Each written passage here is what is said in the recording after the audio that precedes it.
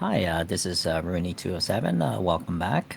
For this particular episode, we'll cover a topic that I spent some time researching, trying to understand a little bit better. It's on the Hive blockchain, the layer one blockchain that's hosting Splinterlands, the game itself.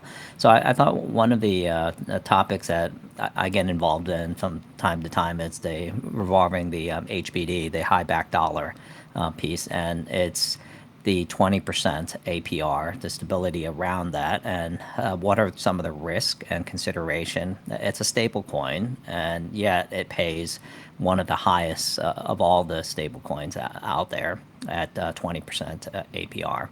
So I found a link, and I put this Twitter link on the description as well, because I thought documenting Hive and the individuals that contributed to this particular Twitter thread, it's for me, it's a lot of really good information and good context. It's something to consider over the course. So I thought instead of me trying to break down the Hive back dollar, I found something that someone has already done and just review and provide them credit, and hopefully you'll look at the documenting Hive and others that have contributed to this thread and follow them as well, either on Twitter or on other areas within the Hive ecosystem.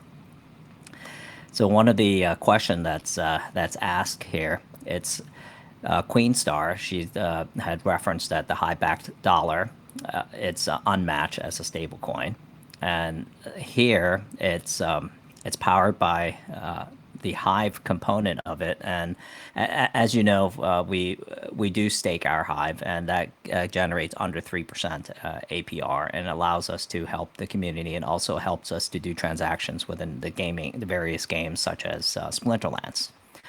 And so I thought here, one of the considerations, and something that I hear a lot is that the high backed dollar is a scam, and it's something that doesn't work long term. And I've always, on a personal level, I always feel that 20% is too high, but I don't know how to justify that. I don't know how to articulate that from either a design perspective or mathematical or probability. And then what are the risks that we need to consider when we put our money into the high backed dollar token? And also to preface this, when we transfer, there's, I believe it's a 0.25% transaction fee as well, so back and forth. So you'll pay essentially 0.25% both ways. And to get it into the PeakD wallet, that you'll need to stake it into the high back dollar. So that's something that you'll need to consider as part of your 20% component of it. And it's the whole goal of the stablecoin is it's trying to peg against the U.S. dollar for one to one ratio. And I think in the past, Jarvie and others, Leo Finance, they've talked about this, and it's a token that they value, and they like to get paid, and it's consistent. And in their experience, and from what I've seen as well, and others, it's been a pretty consistent payout. And so the Hive has two native currencies, basically the Hive and the Hive backed dollar. And Hive being the primary is issued for a variety of purposes, including paying transaction fees, incentivizing current creators and node operators, witnesses, they call them the validators, witnesses, and participating in the decentralized governance structure. And so that's the three essential role that Hive itself plays, the actual Hive token. The Hive backed dollar, on the other hand, is the debt to the blockchain, with collateral being Hive. So they collateralized it using Hive. As a stable coin, it supports sophisticated borderless economy of the Hive network, and it's printed in four ways. And this is the area that I find valuable. One is the author rewards. When a user creates a post or comments on Hive, they can potentially earn either one of those two tokens. The amount of or the amount of rewards earned depends on several factors, including the number of upvotes and their weight. And that's when you go and you click the like and you put in the percentages you want to vote against that or to support that. Received from the other users and the Hive price at the current market value. So Hive fluctuates. And the second one is the conversions. Blockchain has an internal mechanism to convert Hive into Hive backed dollar by using the Hive as the collateral piece. It's similar to MakerDAO and the DAI component of it, if you're familiar with that piece of it. It happens in 3.5 days, and a median price is used for the conversion as a settlement price. The third component is the interest. You get 20%. And this is the controversial one. This is the one that many people, including myself, find it hard to believe that a stablecoin can consistently pay 20% APR without significant risk to it long term. Since staking is done on a chain, you always hold the keys to your funds. This is an added inflation to the existing ones. So I think that it says here, the comment, the top 20 Hive witnesses chosen by the decentralized staking voting system can set the percentage, and it can also be zero as well, depending on how they feel. So this is where it's one of the emergency mechanism where if it's the market and things starts to collapse and things like that, they can change the percentage. They can lower it. In terms of I've never seen it above 20% APR. Just so I think if anything, it can just be lowered historically. And this is the DHF fund, the fund payout.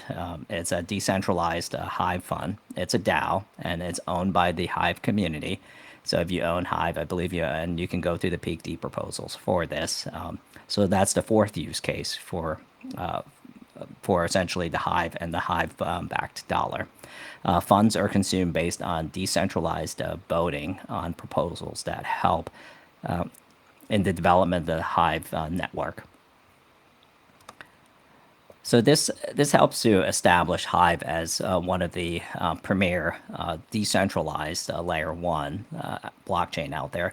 The challenge is from a marketing standpoint, very few people are aware of Hive, and part of it is Splinterlands is probably the only one out there, in Leo Finance, and I think Leo's beginning to market that. I've seen some of the partnerships with the Crypto Tip couple and the things like that. So they're trying to get their name out there and help the Hive ecosystem. And so these are like a series of questions that documenting Hive has answered. And so they're saying now the question arises: is conversion alone enough to control inflation in the peg? Not always. So there are different safety nets employed by the community to avoid lunar type catastrophe. And the first one is the HBD stabilizer, an automated trading bot that trades the HBD to create a tighter peg. So essentially, if the price of HBD is inflated, the bot buys more HBD to increase supply.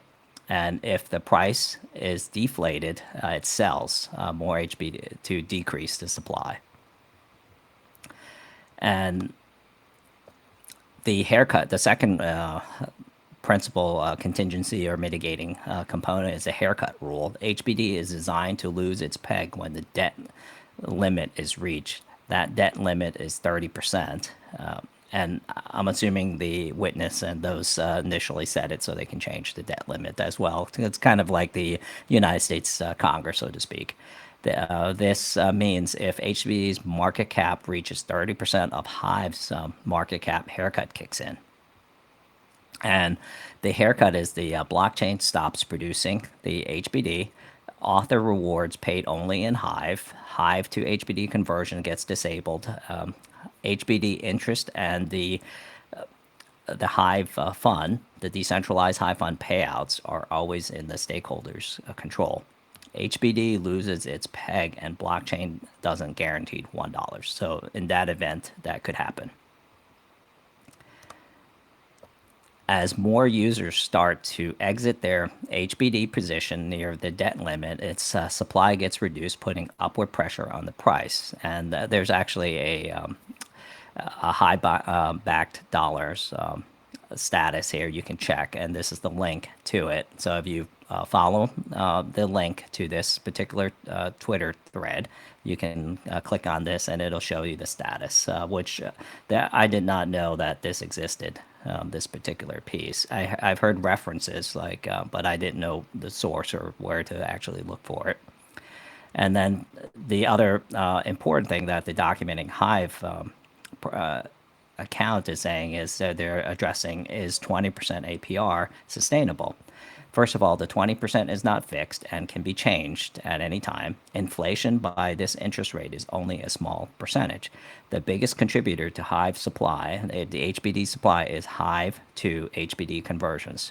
Inflating the HBD supply by 100% or 100x will have a substantial effect on Hive's price upward side. Hence, there's no point in discussing the percentage of APR.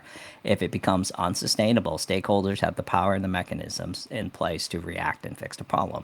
There is a lot of room to grow for now. So I think these two statement gives, from my perspective, a higher degree of comfort in the fact that there's maybe the risk, I'm thinking, that was initially higher, that's attributed to the 20% APR. Maybe it's not that bad. And I look at the dark energy crystal piece, DEC, for Splinterlands. It's supposed to be our stablecoin, and our goal is to get it to peg. And the game, the DAO, and the Steam Monster team, they've been working towards this initiative effort, and it's taken a while. And over time, I think it'll play some kind of role or some kind of mechanism similar to here, where I believe Yabamat will enable some kind of return on the EC mechanism that will pay something similar to this. So I think he'll come in some with some method, whether it's staking cards on it or combinations of land, guilds, some way. So I think, in effect, maybe perhaps there's some lesson learned in this, and the incorporation piece into our Splinterlands game ecosystem. Something to consider. Eventually, to scale the network in the future, we need more HBD in circulation. At the time of this thread, we have been enjoying 20% for more than 1 year now. More than 1 million HBD has been paid out as interest, yet the debt ratio is only 5%. So if we're trying to target a maximum 30%, we got a long ways at a pretty high upper limit, room for growth, which this is one piece I did not factor in, and I was not aware of this piece. So this is another component that that gives us comfort into supporting the theoretical thesis for paying Hive at the current 20% APR. And Hive, the HBD didn't lose its peg in the past 3 years. After forking from Steam blockchain, Hive has greatly improved. And in fact, HBD is the only truly decentralized stablecoin out there that works. And I'm not 100% sure of this statement, but it's one of, I believe. It has always performed the way it was designed to perform. And so far, I believe that that's a correct statement. Is 20% sustainable? Yes, for now, and maybe for years to come. We have to wait and watch, and that's kind of where moving to 5% to the theoretical 30%. Is it a scam? No, Hive is open source. You can always verify the claims, and this is where I believe the visibility and the references, and this is where the list of references, the four arguments against it being a scam. So I think there's validity to this document, and there's also like additional information on Hive if you're curious as well. And there are three people that contributed to this conversation that have lent, and this is the also the FAQ that Leo Finance put together, and I think it's also another good read. And this thread is full of really good information.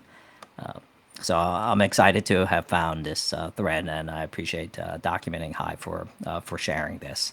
So at the end of the day, I hope you got something out of this thread and gained additional information as I have as well. Thank you so much for your time.